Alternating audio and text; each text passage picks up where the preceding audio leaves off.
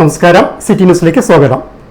വയനാട് ദുരന്തത്തിൽ കേരളത്തിന് സാമ്പത്തിക സഹായം നൽകാത്ത കേന്ദ്ര സർക്കാർ സമീപനം കൊടും ക്രൂരതയാണെന്ന് ഡിവൈഎഫ്ഐ അഖിലേന്ത്യാ പ്രസിഡന്റ് എ റഹീം MP.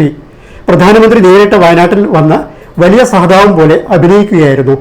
പാർലമെന്റിൽ കക്ഷിരാഷ്ട്രീയ ഭേദമില്ലാതെ വയനാടിനു വേണ്ടി ശബ്ദമുയർന്നു. കേരള മുഖ്യമന്ത്രി നേരിട്ട് പ്രധാനമന്ത്രിയുമായി ചർച്ച നടത്തി. എ റഹീം കണ്ണൂരിൽ മാധ്യമങ്ങളോട് സംസാരിക്കുകയായിരുന്നു.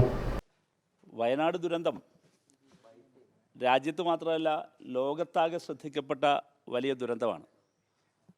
കാലാവസ്ഥാ വ്യതിയാനത്തിൻ്റെ ഭാഗമായി ഇത്തരമൊരു വലിയ ദുരന്തം സമീപ ചരിത്രത്തിൽ ലോകത്ത് തന്നെ വലിയ ദുരന്തം വിതച്ച ക്ലൈമറ്റ് ചേഞ്ചിൻ്റെ ആഫ്റ്റർ എഫക്റ്റ് കൊണ്ടുണ്ടായ വലിയ ആൾനാശം ഉണ്ടായ ഒരു സ്പോട്ടാണ് വയനാട്.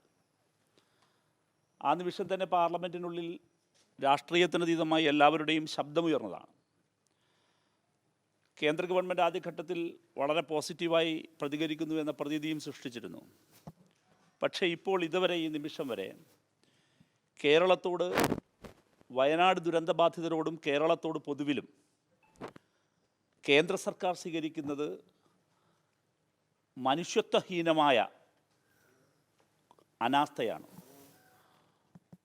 ആസൂത്രിതമായ കൊടും ക്രൂരതയാണ് കേരളത്തോട് നരേന്ദ്രമോദി സർക്കാർ കാണിക്കുന്നത്. വയനാട്ടിൽ ഉണ്ടായതിനേക്കാൾ താരതമ്യേന ചെറിയ പ്രകൃതി ദുരന്തങ്ങളാണ് ആന്ധ്രാപ്രദേശിലും തെലങ്കാനയിലുമെല്ലാം ഉണ്ടായത്. അവർക്കൊക്കെ വമ്പിച്ച സഹായങ്ങൾ ലഭിച്ചു. കേരളത്തെ അവഗണിച്ചതിന്റെ പിന്നിൽ BJP സംസ്ഥാന നേതൃത്വത്തിന്റെ വ്യക്തമായ രാഷ്ട്രീയ കളിയുണ്ട്. ഈ കാര്യത്തിൽ UDF സംസ്ഥാന നേതൃത്വം മൗനം പാലിക്കുന്നത് നിർഭാഗ്യകരമാണെന്നും എ റഹീം കണ്ണൂരിൽ മാധ്യമങ്ങളോട് പറഞ്ഞു. കേരളത്തിൽ നിന്ന് 2 കേന്ദ്രമന്ത്രിമാർ ഉണ്ടായിട്ടും വയനാട് ദുരന്തത്തിലേക്ക് ആവശ്യമായ സാമ്പത്തിക സഹായം ലഭ്യമാക്കാൻ അവർ മുന്നോട്ട് വന്നില്ല. ഈ വിഷയത്തിൽ മാധ്യമങ്ങളും വേണ്ടത്ര ജാഗ്രത പുലർത്തിയില്ലെന്നും എ റഹീം പറഞ്ഞു.